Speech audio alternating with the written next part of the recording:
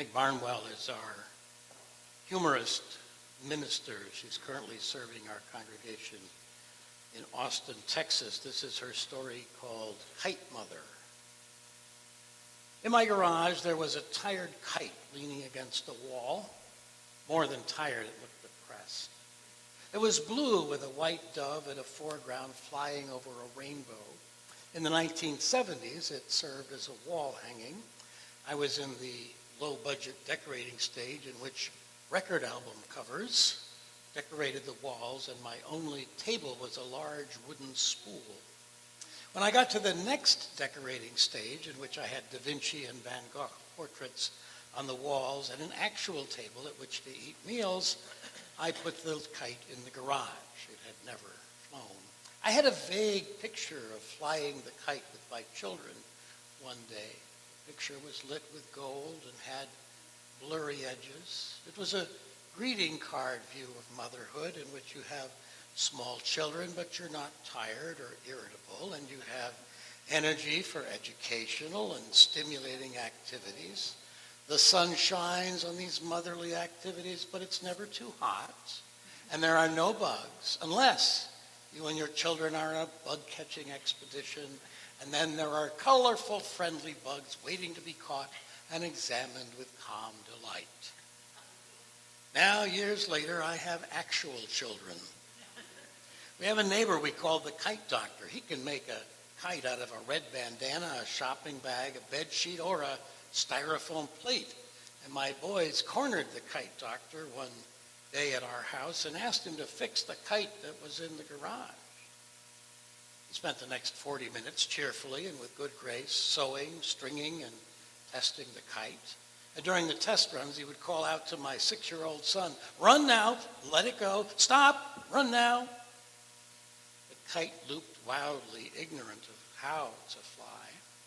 And finally, the kite doctor decided to attach a longer tail. He unhooked some 6-foot rainbow streamers that were fluttering from our front porch and attached them to the kite. When my son ran with the kite wearing its new tail, it took to the sky. My spirits rose with it. My children were having a perfect day, a day like the ones I'd pictured when being a mother was still an abstract idea.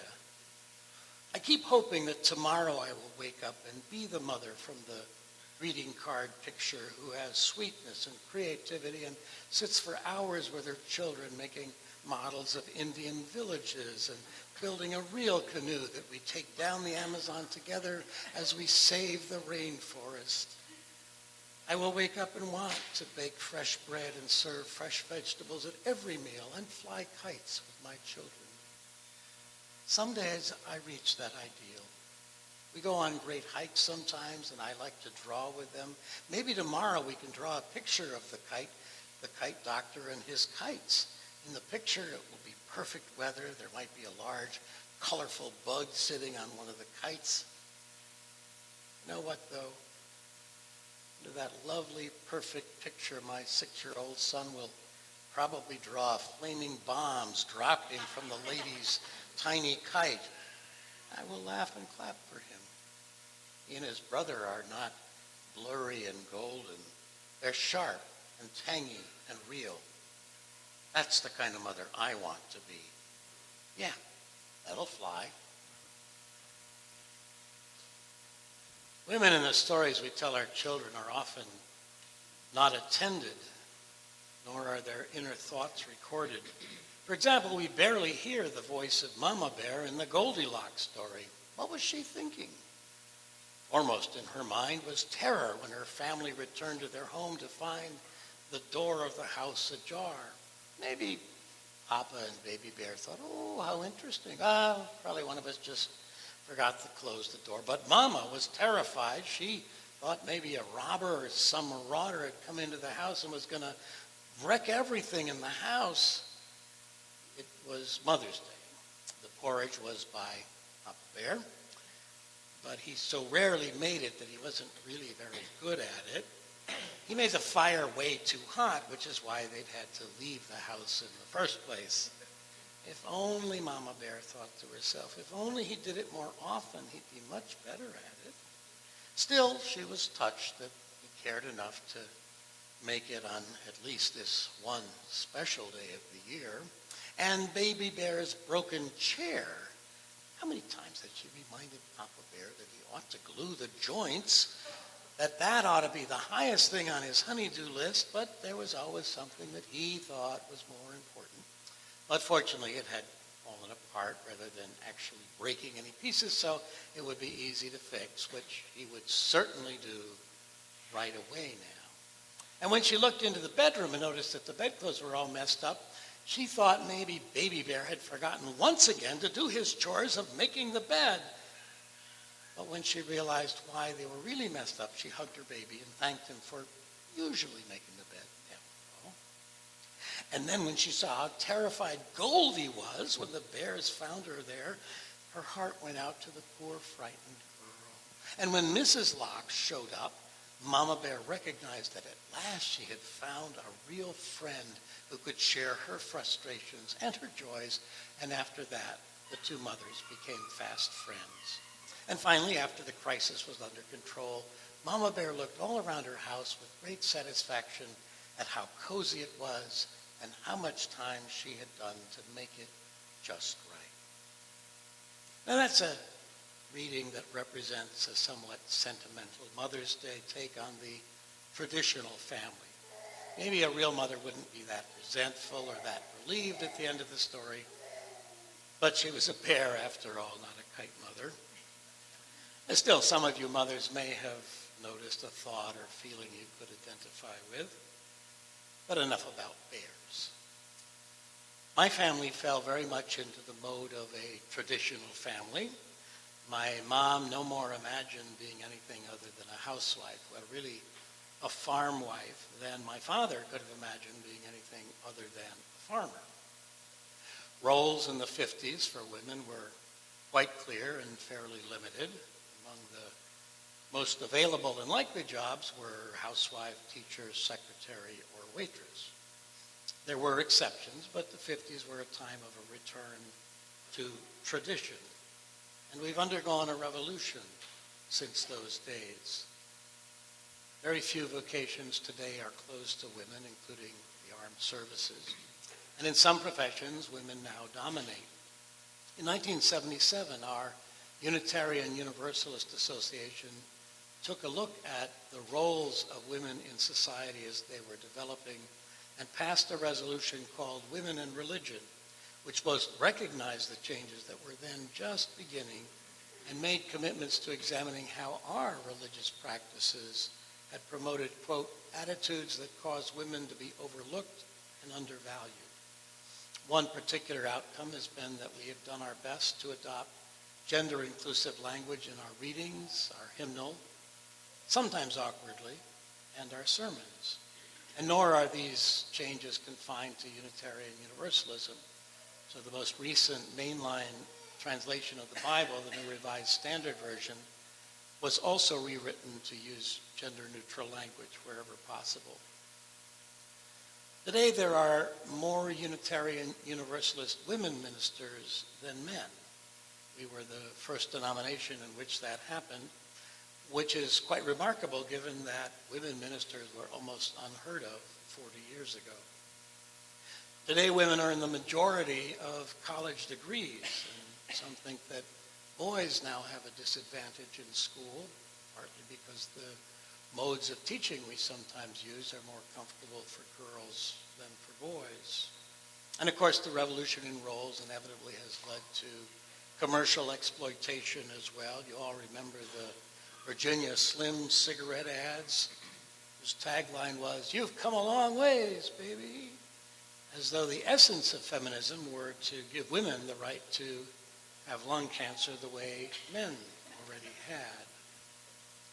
Changes since Betty Friedan wrote The Feminine Mystique, in which she spoke of the problem that had no name in her critique of the traditional family, have meant that women have been able to enter even at the highest ranks of corporation. And women in leadership roles often have the ability to take advantage of opportunities even as they raise their children. A few years ago, when Marissa Mayer was named CEO of Yahoo, She became the first CEO to take the leadership of a corporation while she was pregnant. And in her exalted role, she was able to set up a nursery next to her office so that she could breastfeed her child whenever it was appropriate. Unfortunately, the benefits that she could give herself in her exalted position were not shared with all of the women at the firm, so that, for example, she stopped allowing telecommuting, which was something that was hard on employees with families, especially mothers, who relied on the kind of flexibility that it allowed. Working mothers at all levels of income are squeezed between work and family and have far less flexibility than those few senior executives. And the revolution has had some consequences that are not as positive. E.J. Dionne summarized some of the negatives in the Washington Post. In 2010, among families with children, a recent study notes, nearly half were headed by two working parents, and another 1 in 4 were headed by a single parent. As a result, fewer than 30% of children now have a stay-at-home parent, compared to more than half in 1975, only a generation ago. And these changes are driven more by economics than by the mommy war issues that provide so much fodder for television and radio brawls. Breadwinning wives are even more common in families with lower incomes, according to this report. 7 in 10 working wives earn as much or more than their husbands for those in the bottom 20% of income distribution for all families. And almost half of working wives are breadwinners in families in the middle of the income distribution, up from 4 in 10 in 2007 and 15% in 1967. And Americans on average work more hours than workers in other advanced industrial countries. Increased mobility separates families from grandparents, usually a traditional source of care for children and families. So we have indeed undergone a revolution in the position of women in our society in the past half century. And positively, men and women can equally dream of becoming anything they want to be. It's likely, hopefully, that our next president will be a woman, breaking the glass ceiling even for the highest office in the land. And these positive changes have had consequences, not all of which we have absorbed and adjusted for. Care for our nation's children has to include care for mothers.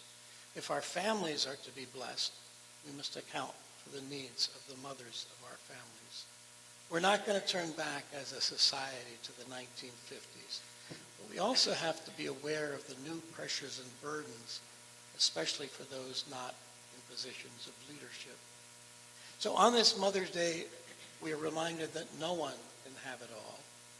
We're reminded of the need to make choices, to have clarity of purpose, carefully choosing what is most worthy of our time and attention, hopefully enjoying the days as a kite mother, not the ideal one, but the one with real, live children. As individuals, we need to recognize a need for greater compassion, especially for mothers. And as a congregation, we need to share our stories to encourage one another, to create a community of mutual support for all of our parents. The poet Joy Harjo calls on all of us to remember the sky you were born under. Know each of the stars' stories. Remember the moon, know who she is. Remember the sun's birth at dawn, that is the strongest point of time. Remember sundown and the giving away to night. Remember your birth, how your mother struggled to give you form and breath. You are evidence of her life and her mother's and hers. Remember your father. He is your life also. Remember the earth whose skin you are. Red earth, black earth, yellow earth, white earth, brown earth. We are the earth. So then, let us cherish our memories. Let us share our stories. And let us grow in compassion.